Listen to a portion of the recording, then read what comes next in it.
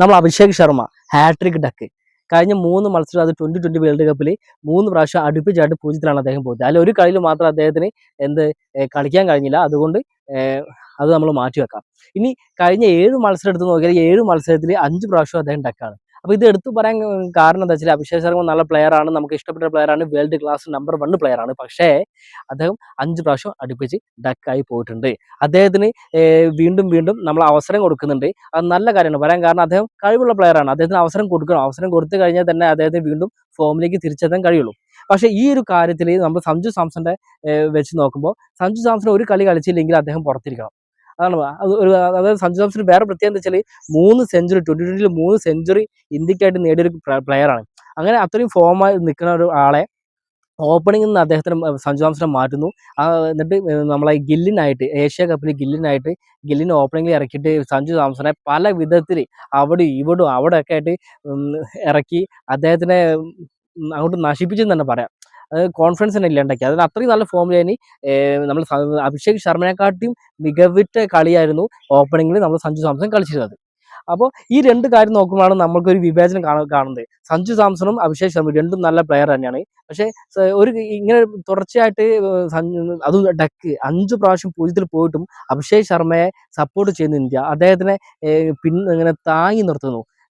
പക്ഷേ ഇപ്പുറത്ത് നോക്കുമ്പോൾ സഞ്ജു സാംസണ് അദ്ദേഹത്തിന്റെ മുകളിൽ അദ്ദേഹത്തിന്റെ മേലെ എന്തോ ഈ കുരിശുവിന് തറച്ച പോലെ ഒരു അവസ്ഥയാണ്. ഒരു കൈ തറക്കും, ഇപ്പോഴത്തെ കൈ തറക്കുവാണ്. ഇത് കളിച്ചില്ലെങ്കിൽ ഈ ഒരു കൈ തറക്കും, പിന്നെ അടുത്ത ഔട്ട് അല്ലെങ്കിൽ ഒരു കൈ തറക്കും. അതൊരു അവസരം കിട്ടുന്നില്ല അദ്ദേഹത്തിന്. അപ്പൊ അങ്ങനത്തെ ഒരു അവസ്ഥയിലാണ് സഞ്ജു സാംസൺ നിൽക്കുന്നത്. അപ്പൊ ഇങ്ങനത്തെ ഒരു അവസ്ഥ ഒരു പ്ലെയർക്കും ഉണ്ടായിട്ടില്ല.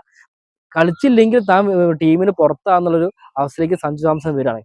ഒരു വളരെ വിവേചനമായിട്ടുള്ള ഒരു സംഭവമാണ്. ഒരു ഇക്വാലിറ്റി ഇല്ലാത്തൊരു കാര്യമാണ് നമ്മളെ ഇന്ത്യൻ ടീം കാണിക്കുന്നത്. ഇപ്പൊ തന്നെ നോക്കാം, ഇന്നലെ നെതർലാൻഡിനെതിരെ കളിയിൽ നമുക്ക് സഞ്ജു സാംസനെ ഇറക്കാമെന്ന് പറയാൻ കാരണം ഇനി അങ്ങോട്ടുള്ള ഒരു കളിയും ചിലപ്പോൾ അദ്ദേഹത്തിന് ഇറക്കലുണ്ടാവില്ല. അഭിഷേക് ശർമ്മ ആയിരിക്കും. അഭിഷേക് ശർമ്മ ഒരു 10 പ്രാവശ്യം ഡക്കിൽ പോയാലും അഭിഷേക് ശർമ്മയെ ഫൈനൽ വരെ ചിലപ്പോൾ ഇന്ത്യൻ ടീം കളിപ്പിക്കും. സഞ്ജു സാംസനെ പുറത്തിരുത്തും. സഞ്ജു സാംസൺ പുറത്തിരുത്താനുള്ള പറ്റിയ ഒരാളാണ്. അദ്ദേഹത്തിനെ അങ്ങോട്ടും തട്ട ഇങ്ങോട്ടും തട്ട മറ്റേ ഫുട്ബോൾ തട്ടി കളിക്കുന്ന പോലെ പന്ത് തട്ടി കളിക്കുമ്പോഴാണ് നമ്മൾ സഞ്ജു സാംസനെ ഇന്ത്യൻ ടീമും തട്ടി കളിക്കുന്നത്. അതുകൊണ്ട് തന്നെയാണ് സഞ്ജു സാംസന് വളരെ നല്ലൊരു പിന്തുണ, ഒരു ജനകീയ പിന്തുണ ഈ പുറത്തുനിന്നും ആരാധക പിന്തുണയും കിട്ടുന്നത്. അപ്പൊ ഇങ്ങനെയുള്ള വിവേചനം തന്നെയാണ് സഞ്ജു സാംസന് ഏറ്റവും കൂടുതൽ സപ്പോർട്ടും കൂടാൻ കാരണം. അല്ലാതെ അദ്ദേഹത്തിന്റെ PR വർക്കല്ല. അദ്ദേഹത്തിന് വേണ്ടി PR വർക്ക് ചെയ്തു കൊടുക്കുന്നത് ഇന്ത്യൻ ടീം തന്നെയാണ്. ഇന്ത്യൻ സെലക്ഷൻ മാനേജ്മെന്റ് ആണ്. അപ്പോൾ സൂര്യകുമാർ യാദവ് നമുക്ക് ഇഷ്ടമാണ്, ഗംഭീറിന് ഇഷ്ടമാണ്. പറയാം ഇവർ രണ്ടാളും വന്നതിന് ശേഷമാണ് നമുക്ക് നമ്മളെ സഞ്ജുവിന് കുറച്ചെങ്കിലും ചാൻസ് കിട്ടാൻ തുടങ്ങിയത്. ഇതിന് മുമ്പ് രാഹുൽ ദ്രാവിഡും രോഹിത് ശർമ്മയൊക്കെ ആകുമ്പോൾ ഞാൻ നേരത്തെ കഴിഞ്ഞ വീഡിയോയിൽ പറഞ്ഞ പോലെ അദ്ദേഹത്തിന് ഇങ്ങനെ എടുത്തിട്ട് അലക്കായിരുന്നു. വെറുതെ ടീമിൽ വെക്കും, എന്നിട്ട് സൈഡ് ബെഞ്ചിൽ ഇരുത്തും, അങ്ങനെയായിരുന്നു. പക്ഷെ ഇവർ വന്നതിന് ശേഷം മാറ്റങ്ങളുണ്ട്. എന്നാലും സഞ്ജു സാംസണെതിരെ ഒരു വലിയൊരു ലോബി പ്രവർത്തിക്കുന്നുണ്ടെന്ന് തന്നെയാണ് തോന്നുന്നത്. അല്ലെങ്കിൽ ഇങ്ങനെ വരില്ലല്ലോ. അദ്ദേഹം നമീബിക്കെതിരെ 22 റൺ, അത് 8 പോലും എടുത്തിട്ടും നെതർലാൻഡിനെതിരെ അദ്ദേഹത്തിന് ഇറക്കാൻ കഴിഞ്ഞില്ല.